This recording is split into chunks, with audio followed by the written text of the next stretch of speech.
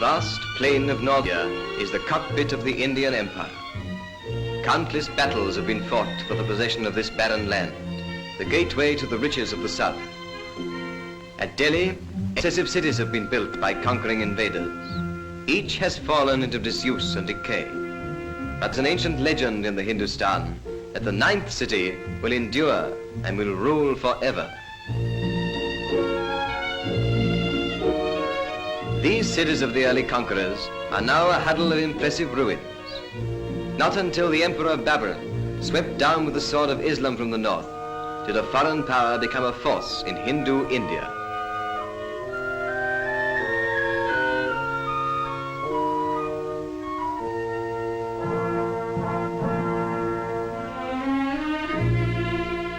For Humayun, the son of Babur, this tomb was built.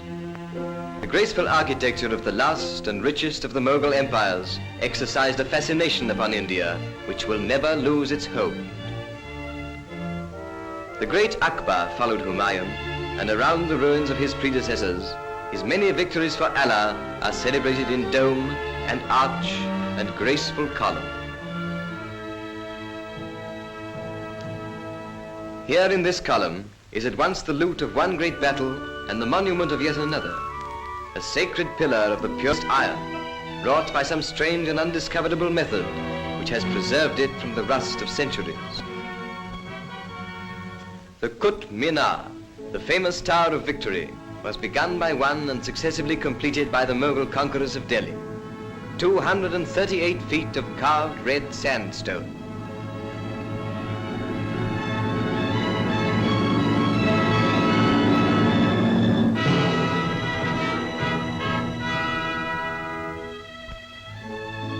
The great mosque of the Mughals, the greatest in all India, center of the native city of Delhi of today, commemorates the vast Mohammedan invasion from Baluchistan.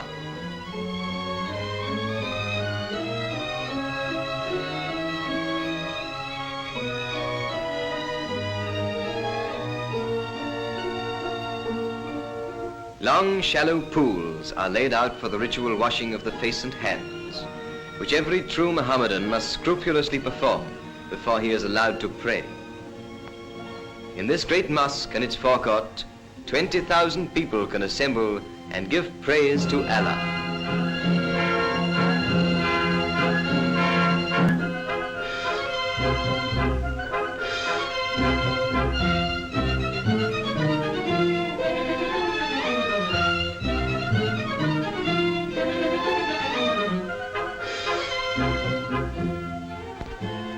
More beautiful but smaller is the Pearl Mosque, pinnacle of Mughal art in Delhi. Only a little less renowned than the famous Taj Mahal, built by the beauty-loving Shah Jahan as a memorial to his wife.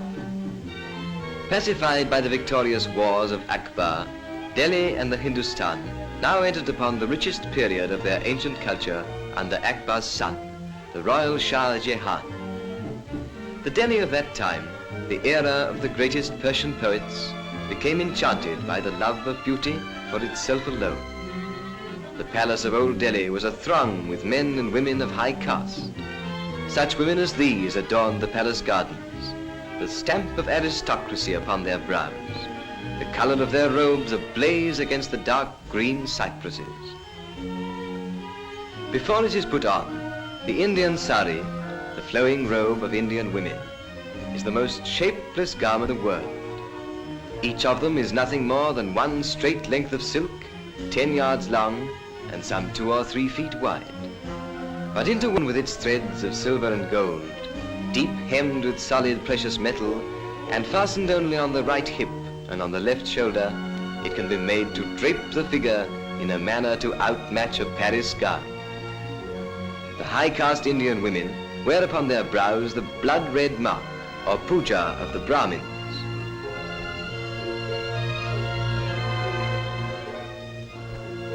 Under Shah Jahan, who caused the marble of his palace walls to be inlaid with semi-precious stones, with sardonyx, cornelian, chalcedony, and chrysoprase, the pursuit of happiness became expressed in languor, enervating Hindustan until the highest form of living was to watch the changing shapeliness of passing clouds.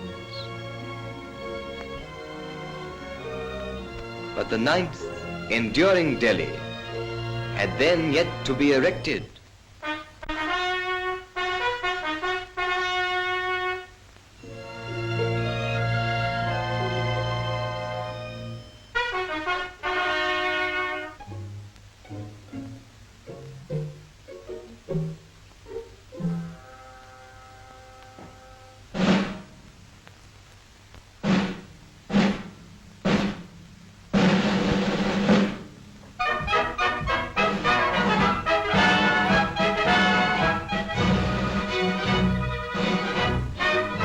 Under combined British and Indian rule, a new Delhi has arisen. A Delhi which has kept and added to the beauty of the old, but without its dreamy lassitude.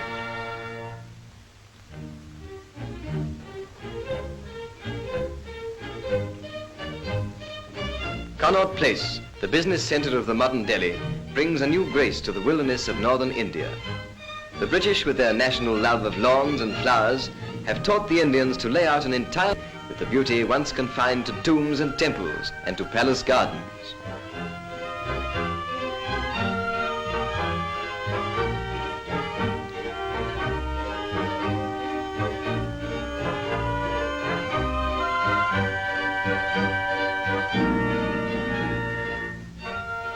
British and Indians are cooperating to carve out a nobler future for this Delhi than was possible under a despotism.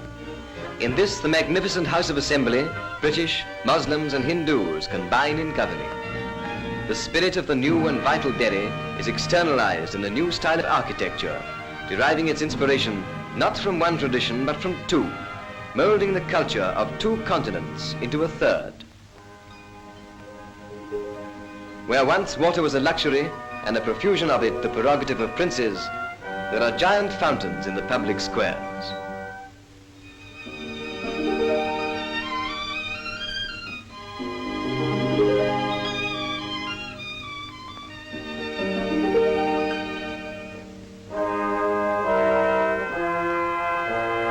Neither Saracen nor British, the new Delhi is near India, retaining the motives of old Delhi and dignifying them with a new austerity. Yet the lilting grace that made the beautiful, the almost effeminate Pearl Mosque, has softened the austere geometry of modern architecture. The new Delhi is dynamic, but no less inspiring than the old.